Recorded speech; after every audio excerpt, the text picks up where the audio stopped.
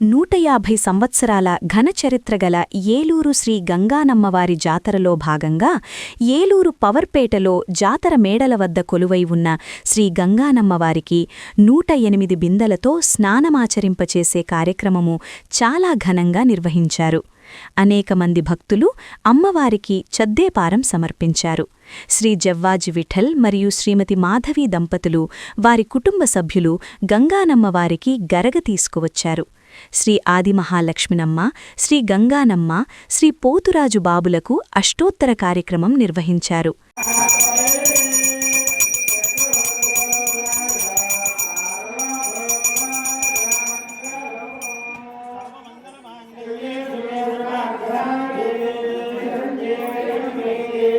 ఈ కార్యక్రమంలో మహిళలు విశేషంగా పాల్గొన్నారు.